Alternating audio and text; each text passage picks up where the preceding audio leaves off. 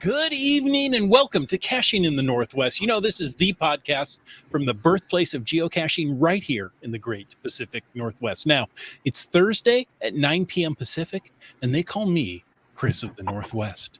Now, tonight we're going to talk about geocaches and geocachers from here and all around the globe. So while you're searching for a way to adopt a zebra, we'll be caching in the Northwest. That's right. And tonight we're talking about something that's, well, mysterious. Some people say they don't exist, but they do. We're talking about the Pacific Northwest cache machines. Ooh, yeah. I got a chill when you said that. Oh, how about that? Yeah, I think the air conditioning just kicked on. Hey, live audience, let us know what you want to say about Pacific Northwest cache machines. Whether you've been on one, whether you've wanted to go on one, whether you're like, I don't know what that even is, hang out, you'll learn. We want to hear from you. But first, astute viewers will notice it's a monkey-free zone tonight. So first, it's time to bring in our crazy caching compatriots. Some say she has a knack for giving no slack, and others say there's nothing he can't tackle with enough spackle. All we know is they're called Seabeck Tribe and Terrible Teas. Welcome. Thank you. Guys, so great to have you on. Now, before we come and talk to you, we need to do a little bit of business. We'll come right back. So don't go anywhere.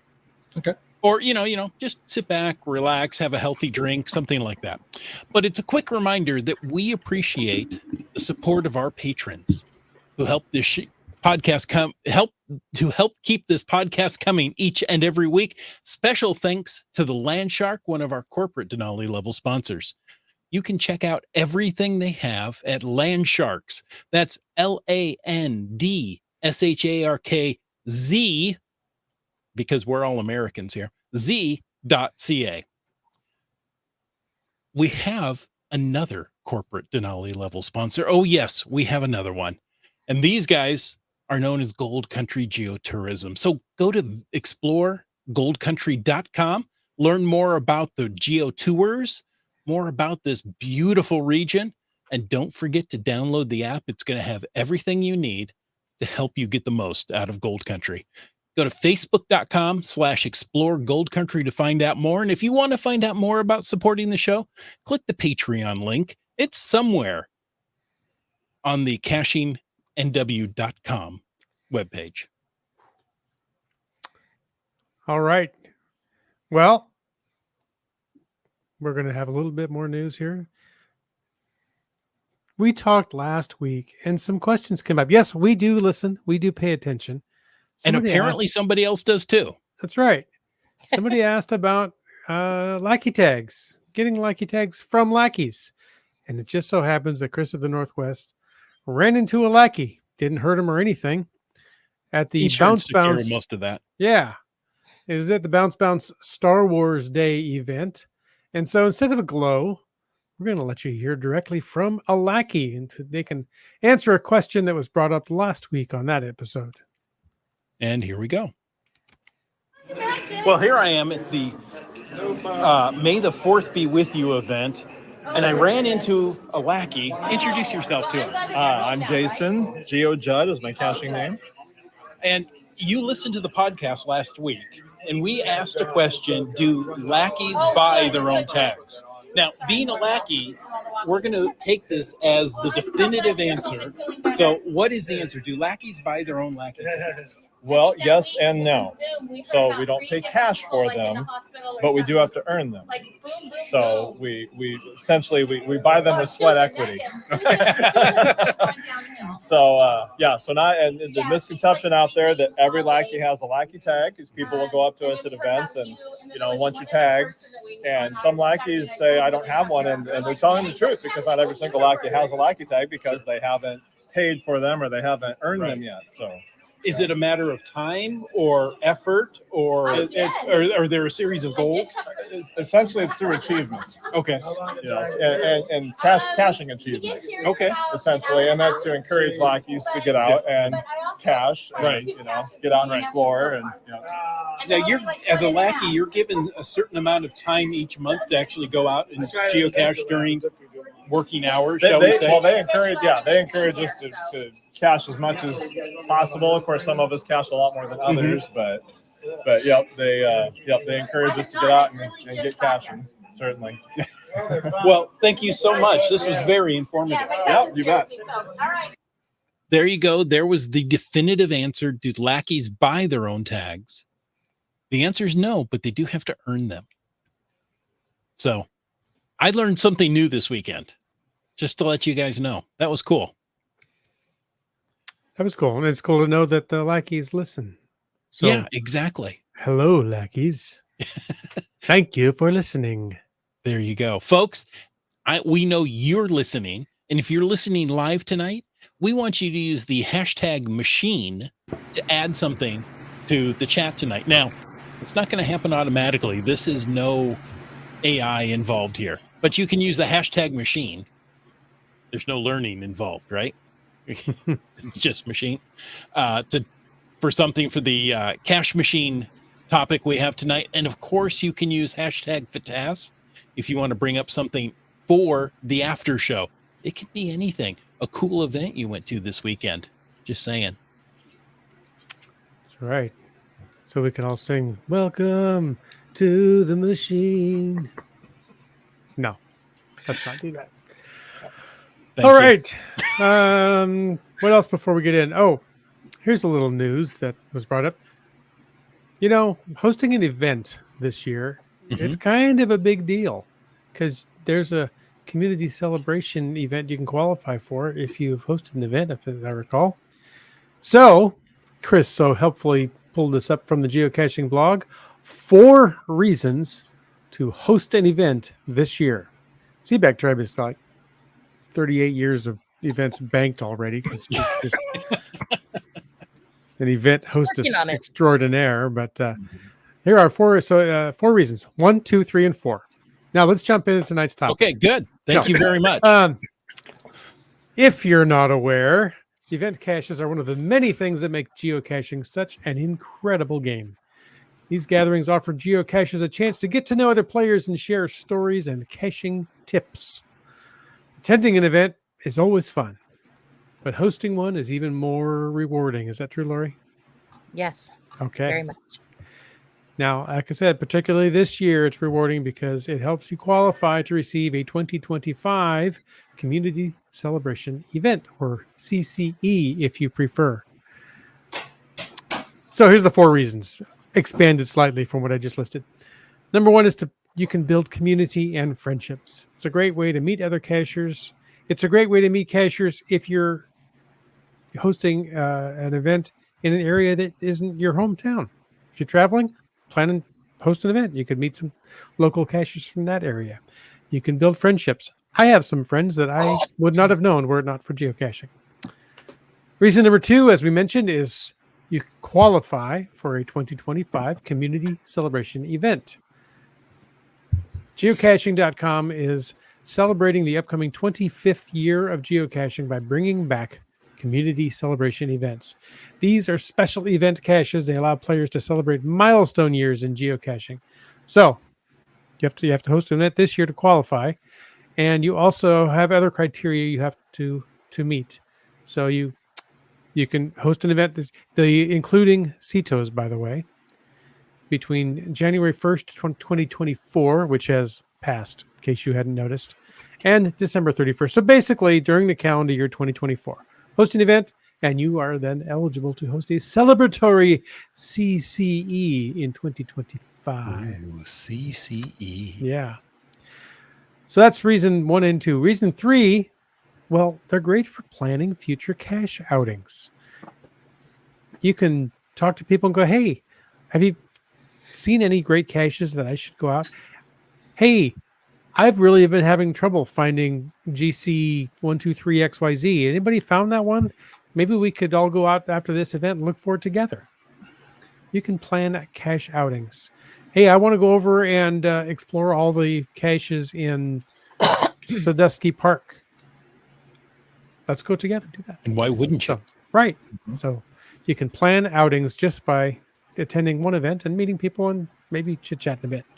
social skills. And other skills, reason number 4, you can sharpen your geocaching skills because you get to chatting, you hear tips and tricks, and you think, I never would have thought of that. Oh, hey, I'm having trouble finding this one. Oh, hey, it's under a fake dog poo in a bush. So go lift up all the dog poo till you find the right Yeah. one. Right? That is not that part, but that is a true story. There was a cache when I was a very new cacher that I have looked 2 or 3 times. I can't find it. And at an event, I asked a more seasoned geocacher, I'm like, hey, where is that thing? He goes, oh, it's fake dog poo. And I'm like, what? Sure, it's fake. And I'm like, I don't really want to go exactly like you said. I don't want to go poking around at every possible dog poo I find. So he thankfully sent me a picture with a big arrow pointing this one right here. So that was great. But yeah, you might hear some things, pick up some tips and tricks, and sharpen your geocaching skills. So 4 reasons to host an event this year, because you get to meet some great people, learn some new things, and qualify for that CCE in 2025. It's coming up quickly. So Yeah, it is. But it takes some planning. They're not just going to happen. You've got to do some work. Hey, before we get to our guests, I know we're stretching this out just as much as we can. Komakino says, thanks for answering my question about the tags. Komakino, thank you for asking the question. that's right. And GSM times 2 says, from spending a day with Gear Guru, I also learned they earn trips and other benefits. There are some great perks.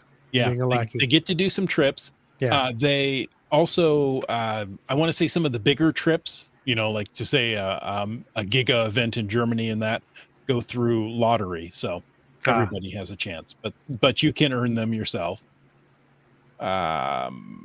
Okay. And you know what? We're going to throw Komakino out there and saying May the 4th, the Dark Side, Light Side, UD Side event was amazing. That was the one that Bounce put on Great. Star Wars Day. It wasn't about duct tape? Oh. Because duct tape also has a light side and a dark side and holds the world together. Yes, it binds the universe together. That's right. Yeah. I'll be here. You know what? That actually makes more sense than this force thing. Yeah. Now, we've waited long enough. Indeed. Seabeck Tribe, Terrible Teas, welcome to the podcast. We're excited to have you on. And tonight we're going to talk about what a cache machine is, take questions or comments from the audience, and maybe even from us if we don't quite understand everything. But before we get going, why don't you guys take a moment to introduce yourself? We'll start with Seabeck Tribe. Ladies first. Well, thank you. I'm Seabeck Tribe. I've been caching since 2005. Started with a family of 1, 2, 3, 4, 5, 6 of us. It's just me now because people have gone different directions. And I live over on the Kitsap Peninsula, across the pond, as some people might say, from Seattle. And I'm up to 5,400 and change caches. Wow. Impressive. Mm-hmm. Okay. I'm Terrible Mr. Tees. Yep. I'm Terrible Tees. I started in 2003. It was my wife and my son and I, and we went out as a group until my son turned 16. Didn't want to be seen with us anymore. It happens. Happens. Oh, wow. He waited till 16, huh? Okay. Yeah. My daughter at 13 decided that was the end. Yeah. Okay, go ahead. Yeah. Well, girls develop more quickly than boys. That's true. That's true. Yes. I've been involved with the cache machine. I did my first cache machine in 2006. So I've been doing these for a while. So, yeah. But just caching around. I'm up for 20,000 finds now. So I don't know exactly the number. I haven't looked. That's just a couple. Yeah, when I first started geocaching, I met some at the local cachers, and in fact, the one that told me about the fake dog poo. You guys are local, and might remember Geodiver, and at the time, I don't remember the numbers, but he had what I thought was just an astronomical number of finds, and I think he still does. Like, That's incredible. You must have been doing this forever. That's a huge number of finds. He goes, well, doing a cash machine really helps run up the numbers. And I'm like, okay. Didn't know about what they were at the time. That's fun. So like I was once upon a time, and I'm sure somebody out there in the listening audience is not familiar. Maybe you could run through a brief history of the Pacific Northwest cash machines. Okay. Travis L. was the instigator of this madness. He started back in 2004, I think in January, and he was doing it every quarter, so 4 times a year, except when somebody else offered to do one in between. So there were some times he missed.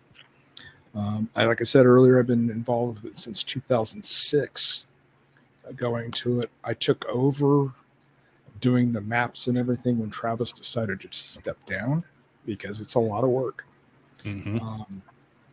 So I've been doing that for the last couple, and it's just basically whoever's running it, Travis, whoever just decides where we want to go caching, and goes out there and picks a bunch of caches up and sets a route up and finds a place to have dinner and sends it out, and people show up. So I remember talking to Travis.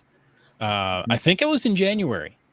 No, he was talking to the whole group. He was like, how did you come up with the idea of the cache machines? He goes, I was no good at finding caches. I wanted people to come with me so they could find them and I could log them. And it just kind of grew from that. Yeah. But it's a lot of fun. Basically, we all start at the same. Well, I pick a starting time, usually at dawn, and we meet at one cache and we start going. And eventually, you all spread out because you're going to stop for lunch, you're going to stop for breaks. You're going to, I've already got that one. You're going to skip that cache. Oh, I don't want to do that one. Skip that cache. So you tend to string it out through the day, and you run into different people throughout the day at different caches. And then it comes in handy. I mean, if you get stuck, you just hang around for a few minutes. Usually somebody will show up and help you look for it. Yep. Yeah. So, and then dinners are usually pretty crazy. I mean, this last one we had over in Lewiston, we basically took over the restaurant, and we were so loud. All the people that came in to eat didn't stay very long. They grabbed their food and left. Can I get that to go? Yeah. What is going on in here tonight? Yeah. Yeah. But that's how it works. I mean, it's just where I want to go, or whoever sets it up. There's one coming up in Bend, Oregon, that's being put on by TW Lair. Mm-hmm. So I'm not involved with that one directly. But I'll probably generate maps and routes and cache tour things for it. So you don't use Microsoft Treats and Trips just based on tradition anymore? I do. Oh, okay. I'm afraid it may go away because it's 2003. The maps are old. Yeah. They're not updating it anymore. And then Cache Tour only routes up to 80 caches. So if you want to use Cache Tour to do your routing, you've got to break it up into segments. Some locations are easier than others to break up. Some of them are pain in the butt. I don't think I've ever found more than 80 caches in a single day anyway, but well, you don't need to find them all. Yeah. And basically, you don't even have to follow the route if you don't want to. What? There are people. Well, then why do you put out a route? I don't. Most of the time. Yeah. There are people that start backward. I was going to say, start at the Go end. backwards. Yeah. Done People that. start in the middle, depending on where they're staying. If they got a hotel out in the boonies and there's a cache out there, they'll just start there and start going around. You still run into people. Sure. You catch up. Yeah. I kind of think of it as a golf tournament with a shotgun start, where you have 18 teams and they all start in a different hole in the golf course. Yep. So you can just jump in somewhere in the middle of the run and loop around to where you started. Yeah. Well, So, that brings up a good question: is how does somebody participate in a cache machine? basically, I announced them on Facebook, the geocaching forums. We have a Discord server now. And basically you just show up. You know, maybe send a bulletin for the event that night. That way we have an idea to warn the restaurant how many people might be coming. It's usually more than I ever hear about, but that's just the way it goes. Friday nights, there's usually an unofficial event, but Caching Cants has been holding Friday night events for me. Okay. We'll go over final route adjustments. If somebody comes up to me during the week and says, don't do this one, it's too delicate, there's no parking, it's dangerous, I'll pull it off the route. So Friday nights, we usually get together someplace, park, restaurant, wherever. And then we start at dawn at the first cache I pick. And you just go and do whatever you want. There's no rules. There's no awards for getting them all. It's just, you know, you go out and have a good time and learn to meet people. Then you come to the dinner and brag. You know, oh, did you find this one? Yeah, I found that one. No, I have. And it's interesting to see how many caches disappear during, well, that weren't there in the morning, that are there by the afternoon. Yeah. So, well, I think all the hosts or the host here have been involved in a cache machine at some point. Mhm. But what happens if somebody doesn't follow the map, or even worse, gets lost? if you get lost, well, you're kind of on your own because we're not supporting. But with the Discord server that we've set up now, we have instantaneous communications for the people who are on there. We found out about some guy who was waving a gun at one of the stops. So we let everybody know to avoid that one. We found out somebody got stuck in the mud. As it turned out, it was 3 people who got stuck. Ooh. But 2 of them got themselves out. One actually had to... got stuck. I was very close. Yeah. It was very scary. Yeah. So one person had to actually call a towing company, and they wouldn't come out on that road. So he got a hold of somebody with a Jeep to come out there and pull them out. So, yeah. So you can do what you like. I mean, I know there are people that'll like figure out all the puzzles in the area. Mm-hmm. And if they go by them they'll stop and grab those, even though they're not on the route. So, yeah. Heather says it was the cache machine in Centralia recently, but I didn't understand how they work well enough to make it a priority. Yes. So, well, that was the first one I did this year. That's where we took over the restaurant. It was a lot of fun. Nice. Yeah. Let's see. The next one is going to be in Bellingham on July 13th. Well, how did you know Nervous Energies was asking about that? I saw it. No. It's one of the questions they get all the time whenever I run into people who know that I do this. They go, when's the next one? Where is it? So it's July 13th in Bellingham, and the one after that is in Bend, Oregon. And I don't remember the date offhand. Well, Heather says, I don't know anyone in that area, but maybe there are others from the Portland area that went. I think she might have been talking about Centralia, but maybe she wants to go to Bend as well. Sure. Yeah. There were Portland people there. We had Canadians come down. Mm-hmm. I think there was, and the one over in Lewiston, we had a bunch of Idaho people because basically we're in Idaho. But yeah. Connecting with other caches is great for those. I know I put somebody in the car that likes to navigate, and somebody that has a big car to drive around, and it's great. And there was also a recent one in Walla Walla that I didn't make it to the actual event, but the camp client and I did make it to the event dinner after the day of caching, and had fun, which disproves the theory that Ham and I are never seen at the same place together. Yes, we were. But I try not to let them be seen at the same place at the same time because it ruins Is that the to confuse people? Yeah, pretty much. So we made it to the event, even though we didn't do a single cache on the thing, but we still got to sign the log for the event dinner. So it's a normal event. Brings up that question. So you don't have to find all the caches along the route to qualify for that event. It's not a challenge event. Nope. You don't have to find any. Well, then we qualified because we didn't find any that day. Just show up and enjoy yourself. Yeah. We did. Had something to eat and had a nice time visiting with friends. Mhm. Can I go back to Heather real quick? Oh, Yeah. please. Heather, a great opportunity is that Friday night event.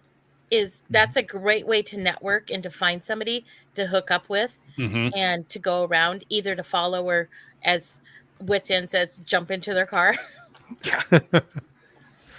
I know. I jumped in the car with people I know. I just wanted to make that clear. But I've actually taken somebody I didn't ever met before Mhm. who was a local to the area, which was great because he gave us all these shortcuts. He goes, no, don't follow the route. Turn here. So that worked out well for us. Nice. Well, Seebeck Tribe, you rode. It's a fun thing to do. Get hooked up with a few cachers because it just makes it much more fun. I agree. Mhm. No, it's funner. Oh, funner. Oh, funner. So yeah, I mean, that Friday night event, or even at the first cache, right, on Saturday morning. Typically, it's a Saturday morning. Correct. You get there and you're like, "Hey, can I ride with you?" Yeah, come on. Yeah, and off you go. Just we make try sure and you find a good, safe spot to park your car. We try and find big parking lots near the Mhm. first cache just for that reason. We have had issues with certain stores being upset with us leaving cars there. Mm-hmm. But most of the time, we haven't had any problems with parking. So, yeah.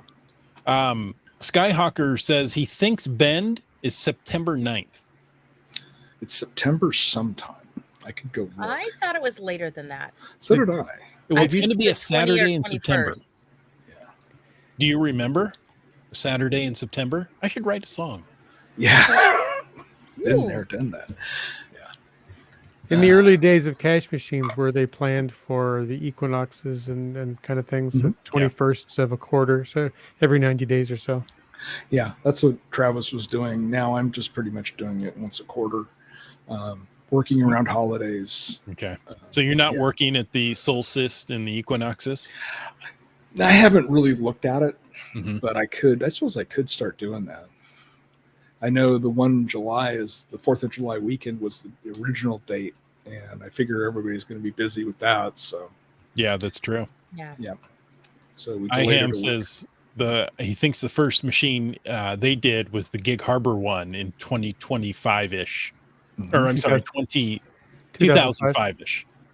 We just started geocaching and we learned about this one after the fact, but we went to the next one, the March one or the June one in 2005. Because we had just barely started when this one went off. There you go. Mhm. Okay, so now we know where the next one is. Next 2. The next 2. That's right. Do you have a list of all the upcoming cache machines? I don't. Travis used to keep a list, and I've got a list of those. Travis planned it out for many years, didn't he? Yes, he did. He actually, it was amazing looking at his list. I am still trying to generate ideas. I'm open to suggestions. If you have an area you'd like to go to, let me know. Send me a message on geocaching. I'm open to suggestions. The questions we keep. Sorry to interrupt. Skyhawker says he just checked. Bend is September 28th. Cool. Yeah. Now I lost my train of thought. That's okay. I never had one. Oh, okay. Yeah. So I've got the list. I've got them on there. The questions we keep coming up with is: do we want to go across the mountains in the winter? Right. Do we want to stay on Yeah. this side of the thing? Do we want to go north into Canada or south into Oregon? We went to Idaho. I know there was one that Travis was kind of planning way early for. Where was it? It was L.A. or Los Angeles or Anaheim or something. Yeah. Wow. That one got removed from the list eventually. I saw that from, I think it was this 2005 list. So. Had it posted on his MySpace page, probably. Yeah. But I've got the list on my profile. So if you go to my profile, Oh, okay. I put them on there too. And as I decide, I'll move them around. But there are some ideas there. Canada's featuring quite big soon. Mhm. So Now, I mean, a good amount of work goes into these, right? You just you're not just randomly closing your eyes, pointing at a map, and saying we're going there. right. You pick a spot, and so there is some group involvement as to what town or what area is visited. I have a people that I work with. Okay. Andrew RJ likes to go over the route. Mm-hmm. So him and I have been, I'll do the main route and he'll look at it and point things out because I get tired of looking at it. Mm-hmm. Yeah. And he'll go through and go, well, this one you're having them drive around the lake 3 times. You don't want to do that. So I can fix that. Just drive through the lake one time. Yeah. Car wash. Yeah. So yeah, but yeah, I know. And then Jackie, Princess Trouble, has actually been helping by sending out email or messages to all the cache owners, warning them that we're coming and asking if we should pull any for whatever reason, like safety or whatever. So that's been working out really well. So you do contact every cache owner, or at least make the attempt to, right? Yes. Contact every cache owner for the cache on the route. And that gives them the opportunity, if they're like, I don't want this much traffic here, or like you said earlier, there's not enough parking, because there can be 5, 6, 7, 8 vehicles at a time pulling up. Or it's a delicate area and that much foot traffic would just, smash all the pretty wildflowers. Yeah. It also warns them to do maintenance on all their caches. Mm-hmm. Get fresh logs out there because we're going to fill them up. Yeah. But yeah, I get messages from people from this last one saying, yeah, I went out and checked all my caches. We're ready to go. Great. Nice. Yeah. Cool. Hey, So, go ahead. I was going to say, would you say for the most part, people are receptive and enthusiastic about it, or more apprehensive? And I had to pull 4 off the last route of 115, I think it was, or something like that. So there's people that had very good reasons. Like the one was an 1.5 hour hike, which I didn't realize. Ooh. Oh yeah. When I put it on the route. So I was just kind of maybe not that one. There's some people that don't want anything to do with it, but they're few and far between, which is nice. Well, okay, so that brings up a really good topic. You don't want to do an 1.5 hour hike. How do you, set these? How do you make what caches make the list? That's the better way to say it. Yes. Is it the ones with a short hike or no hike, a park and grab? Combination. Basically, the one for Bellingham, I start off with anything with over 10 favorite points in the area. And that way there's probably aren't any light pole caches or anything like that.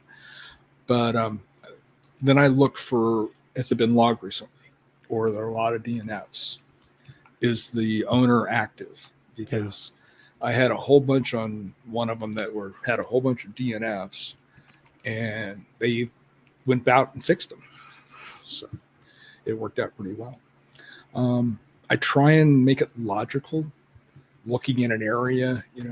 I made a mistake on the last one where we went out in the boonies before we went downtown, and we should have done downtown first thing in the morning, then gone out, because just the parking issues. Sure. Yeah. So I've got to keep that in mind. I keep an eye on the hikes. I mean, people like to hike, so I'll put short hikes in there.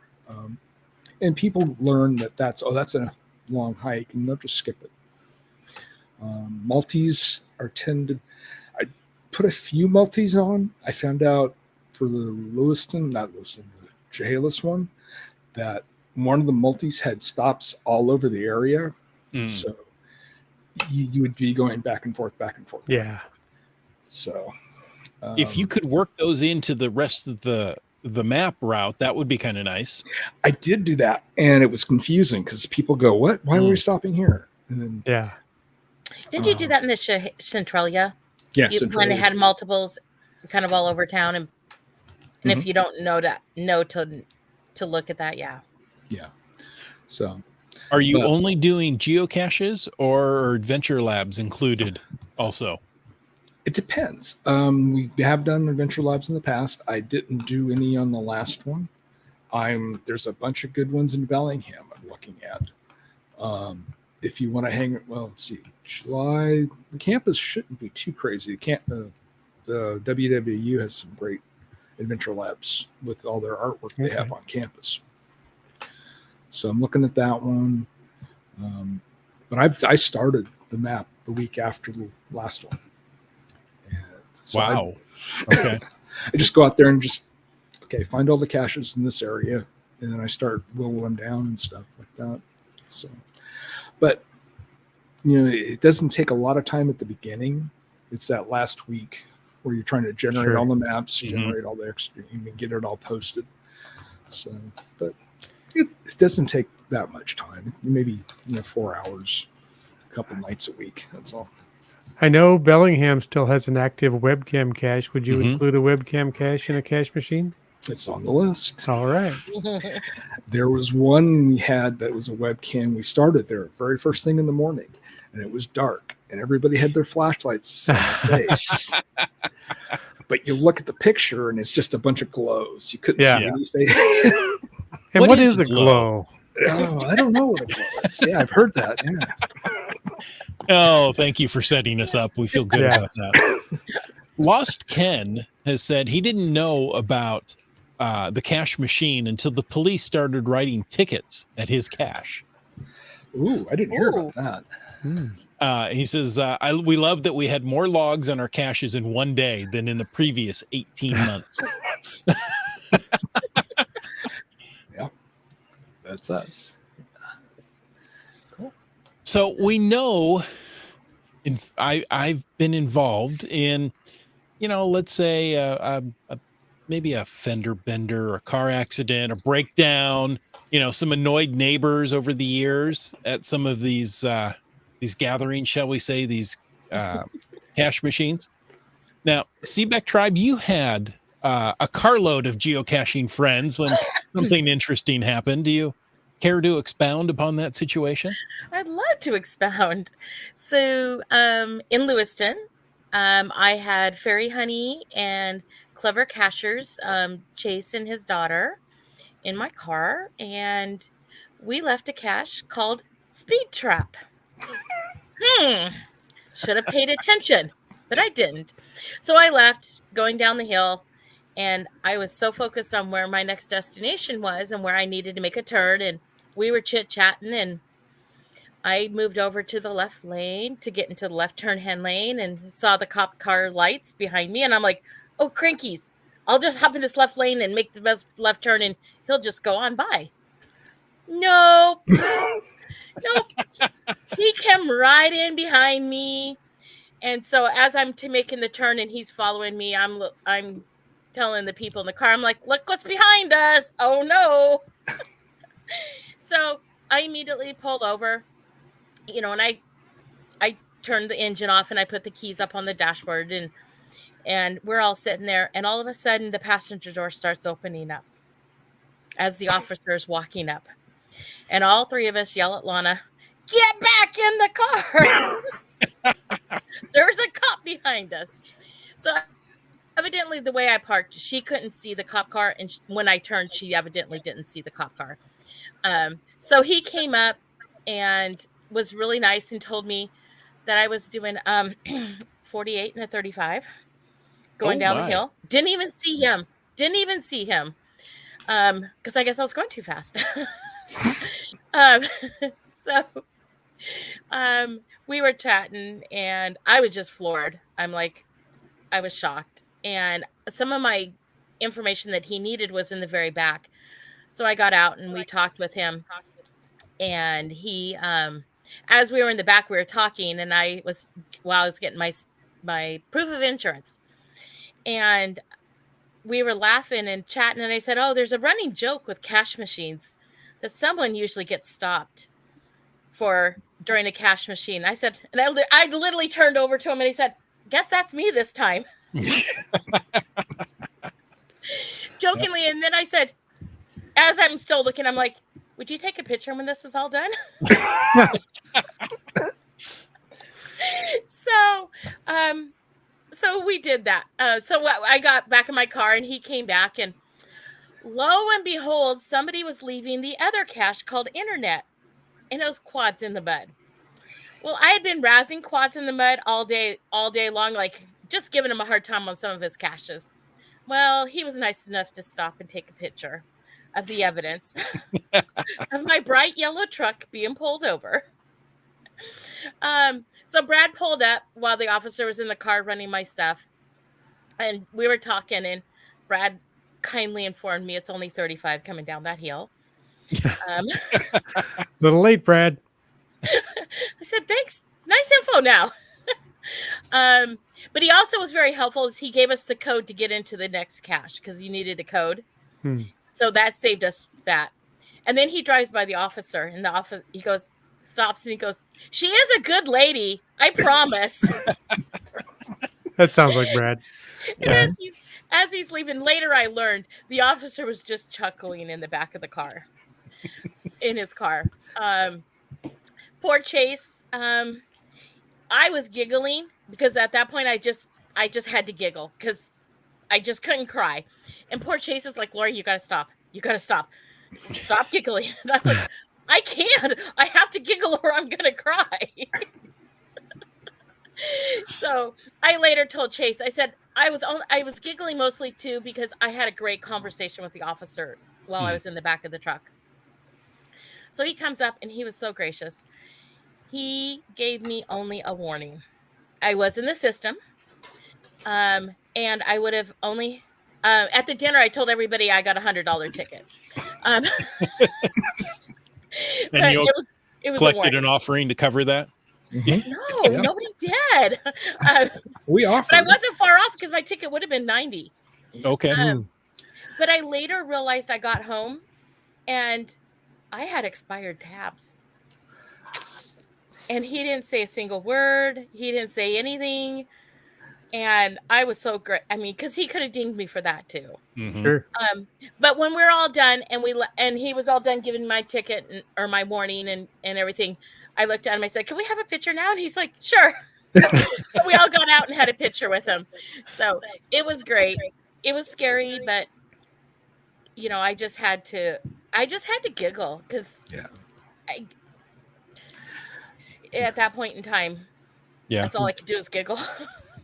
Worried about what I was going to, because I really thought it was going to be a higher ticket. I was thinking more in the 200s because of how fast I was going.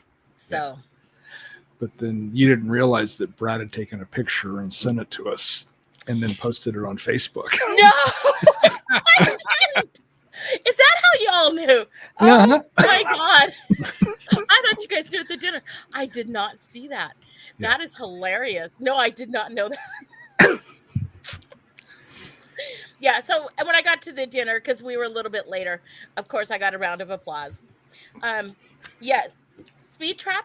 So pay attention to the word speed trap because there's a reason. There is a reason there. Okay. Seaback Tribe, was the officer aware of the cache machine, that there were a bunch of crazy geocachers driving around? Or he was not aware of the cache machine itself, but he was wondering why everybody kept pulling into that particular parking lot all day long. Yes. So I just explained what cache machines were, and I just quickly said that we were coming from multiple states, working this area, and then going to dinner later, and again breaking the law. Yes, I was breaking the law, Rich. Did you invite him to the dinner event? I should have. That may not have gone over well. That may have been considered bribery. Probably don't want to do something like that. Welcome to come along. I'll buy you a dinner later.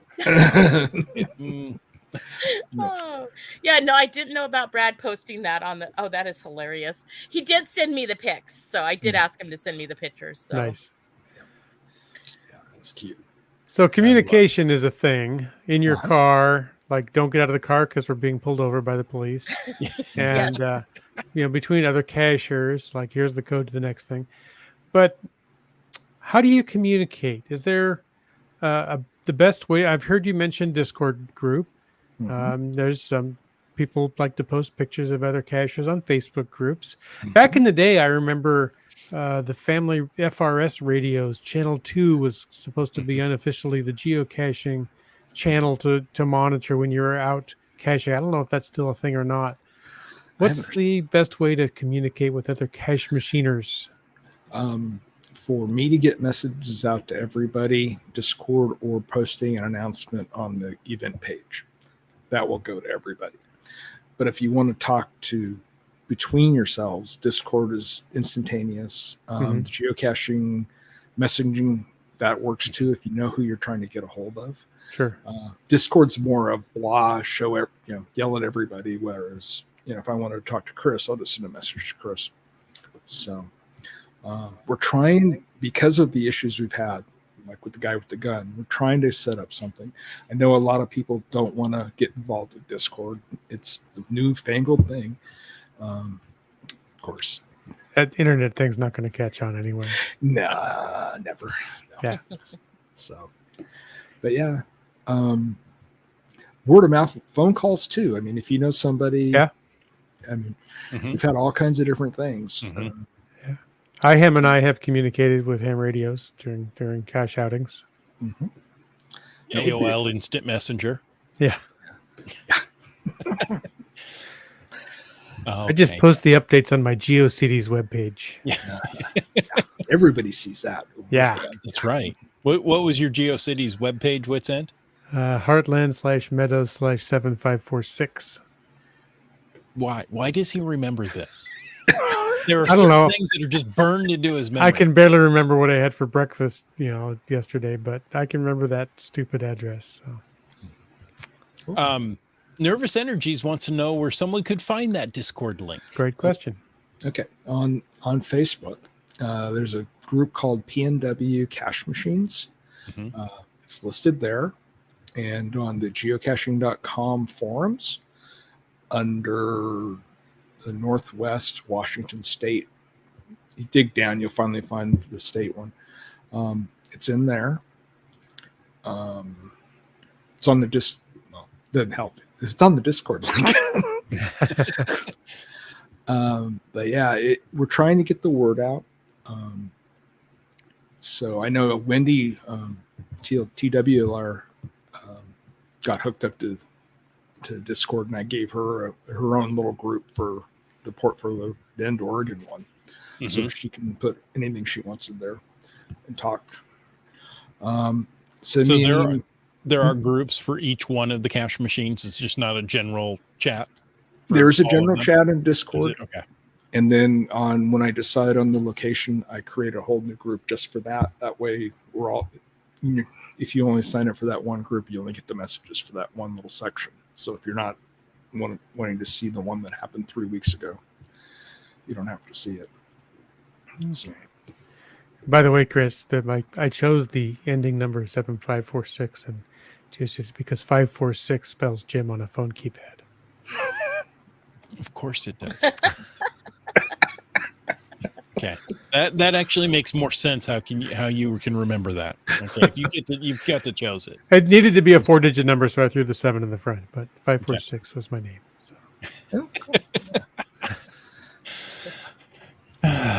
All the things you learn. Okay, so there's an official map and route done through Streets and Trips, or however. We talked about using something like Cache Tour. Yep. I do create a list for Crash Tour. It's just a list of what Streets and Trips came up with. So I haven't actually switched over to routing with Cache Tour yet.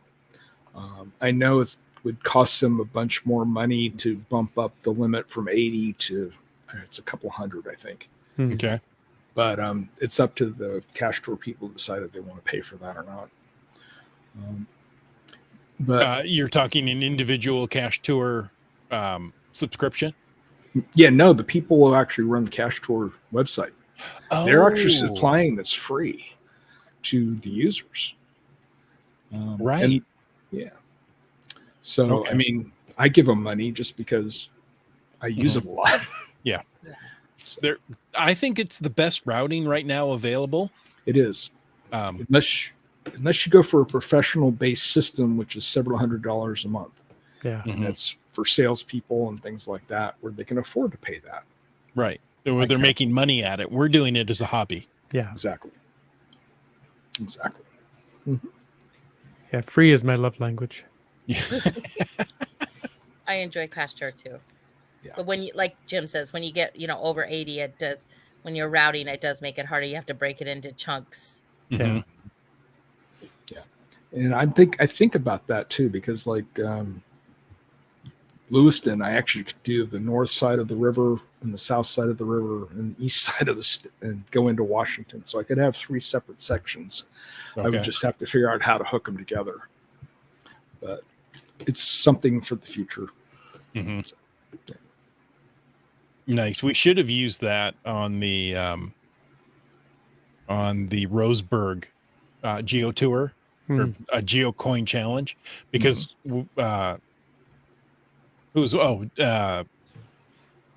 Subway Mark and I were doing that one. We missed one way up northwest, so we had to drive back up there and added about half an hour onto our. Yeah. Just because it was off the edge of the map, I didn't look at it and see it. Well, and that bring. Oh, go ahead. Oh, I was just going to say, for the Tri-Cities GeoCoin Challenge, I would take the extra time when they posted to get them into the cash tour and route them. So one year we went back and forth across the river. I don't know how many times, just because the routing was right. So, yeah. Oh, go ahead. Well, I was thinking it brings up an interesting topic. You mentioned Roseburg, Chris, and for a geo tour or a geocoin event, you get a coin or a souvenir. Somebody might wonder about, well, what about a cash machine? These aren't official events, so there's no souvenir coin kind of thing, right? Or is that maybe in the works? Or I know the WSGA was trying to put tags together for the events. We did the one for Wine Walla Country. Walla. Pardon? We did it for Walla Walla. Walla Walla. Okay. The car had a bunch of grapes and things on top of it, but nothing's come of it since. And I don't know how well. I'm not involved with it. Jackie was asking me about it. She set it up. So just something I thought of. Yeah, no, it's something the WSGA wants to really get involved with this. In fact, I'm actually working with the event committee on setting these up. So I have those resources to use too. Great. They want to make it bigger. I like it where it is, but you don't want to get it too big where you start. Yeah. Right. And the whole idea of the cash machine is going from sun up to sundown, and then having an event, a meet and greet, meet, greet, and eat at the end. But as the days get longer, that sun up to sundown can be, 12 plus hours. Yeah. Oh, yes. Yeah. So, getting 100 caches in, it's not really that much of a challenge on those days. Yeah. Bellingham is I'm probably going to break for dinner about 7 before it gets dark, just because everything in Bellingham closes at 9 or 9:30. Yeah. I hear they roll the sidewalks up precisely at 10. Yes. People who live there are not seen again. Yeah, there you go. So that's one thing I keep in mind too. Is luckily we've been lucky in finding places that can handle us and to take us and that stay open late. So, A lot of but you can always things. go out. You can always go out after dinner too. I know people would get up and oh, you know where this one is? Let's go find it. Yeah. And they'd take off and go find it. Yeah. Well, and let's be honest, those maps are still effective. You could probably get the old cash machine maps and still go do that any given day. If you want to go out and say, hey, you know what? I really wanted to do Centralia, but I couldn't that day. You can go do it on a Wednesday if you want to. Yeah, Skyhawker has been posting some of the old routes. He grabbed them off my website and just been posting them. So they're available. I mean, I've got a lot of the maps available. I changed PCs a little while ago and I lost a few, but I can regenerate them. So, Oh, that's the beauty of Microsoft Streets and Trips. I wish they kept that going. It was a pretty good routing program. It was Not at the bad. time. Yeah. At the time. Well, Seaback Tribe, Terrible Tease, thank you for coming on to talk about cash machines and your adventures during those cash machines. Yeah. We appreciate No it. more future ones. Oh yeah, it's a lot of fun. You know, not everybody actually, enjoys it. But... That post on the Facebook page was me. Mhm. Oh, I it was you that posted posted that. Okay, Brad sent it to us. Posted it I somewhere. sent it to you guys. That's hilarious. Yeah. So, Nice. Mhm. There you go, folks. Thanks for taking the time to tune in. We hoped you enjoyed this episode of Caching in the Northwest. Yes, indeedy. And we'd like to take a moment to thank Land Sharks and Gold Country Geotourism. They are our corporate Denali level sponsors. Landsharks.ca is the outdoor adventure and geocaching store. You can check them out online. Remember, they ship online orders daily. And for absolutely amazing geocaching adventures, check out exploregoldcountry.com. Go ahead. We want to thank all of our faithful Denali level supporters. That is Landsharks and Gold Country Geotourism. It's also Groovy Owl, Cool Cow Cachers, and Cachely, the geocaching app. If you want to know more about supporting the show, click the Patreon link on the CachingNW.com website. Like Ari54321 did. And Butterfly Girl, Sege Hove. Peach of Washington, who's in Washington right now. Finally back. Dora Moore. Just Carlo, Wino Seattle. Whidbey Island Gal, Railroad. B Pendragon, Gas Station Tuna. Team Noltex, Mountain Bike. Limax, MC3 Cats. Geocaches. GSM ×2. Hey, there's this Seabeck tribe. Great cacher, I've heard. I've heard. I don't She's know got a much great- about them. She's got a great birthday, too. Oh, there you go. Yeah. How about Kid Vegas 19? But Alarobrick, You talks to rocks. Ackerdoc, M Nerve. LG 9000, Wet Coaster. CRS 98, You Dak. GeoBirder, Nervous Energies. Korsgat, Geo Nav Pro. Logwork, Skyhawker. Antaeus, J-Car. BC Rockcrawler, Flagman. Greenwords, Kitty Quest. Genies, Camp Clan. Boomer 365, The Roseburg bound Subway Mark. Trexter, Thank you. I missed one. I got so excited about that. Kev MacD. and just finding our way through the list. Yeah, In a weird through the order. list. Now, Seabeck Tribe and Terrible Tease, if listeners wanted to get a hold of you, get in contact, what's the best way to reach you? Lori? I would say on the geocaching message page, Seabeck Tribe would be the fastest way. And I am also on Facebook if somebody reaches out that way. But I would say the geocaching message center is the best. Or just flash their lights behind you on the freeway? Yeah. Flash some lights, Maker stop. Yeah. Terrible Yeah. Tease? Same with me because I don't run Facebook at work, so I don't see any of that. But I can look at the geocaching stuff at work, so I do see that during the day. And the Pacific Northwest Cache Machine group, you're welcome to join in there. See what It's not real busy until we get close to a cache machine. Mhm. It picks up and then it gets quiet. So Nice. But it's a great place to ask questions. There you go.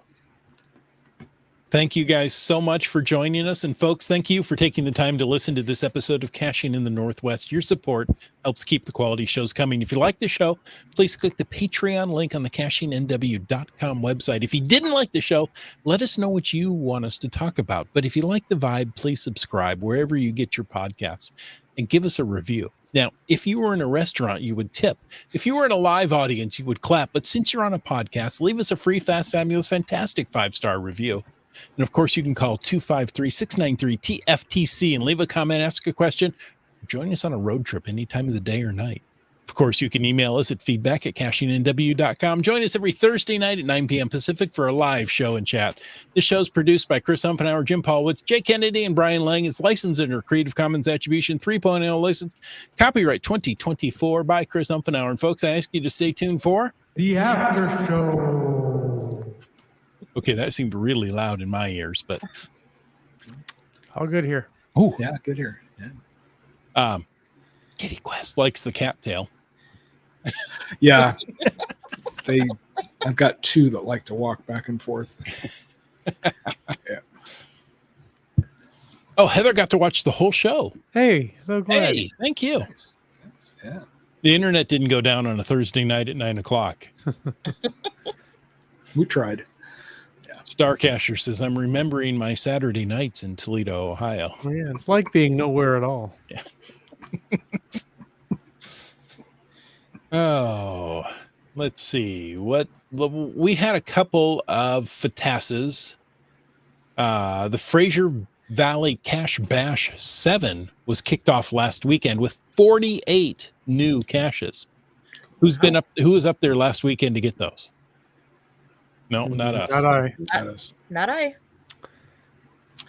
The Cedar River Trail just published 85 caches down here in Renton. So on the 4th. So there's lots of them out. Lots of them there. Very cool. Yeah. Let's see. Peach of Washington had 2 events in Playa del Carmen in the last 2 Fridays. Yeah, no sympathy here. I'm glad you held events. I hope they went well. He's not jealous at all. No, we're going to move on. Let's see. I think that's all we had. I think so. It's a great show. Yeah, it was really good. Folks, you guys, you did a great job. I appreciate it. I had a good time. For having us on. Yeah. Yeah, It was a thank lot you. of fun. Hey, until next week, get out and get caching.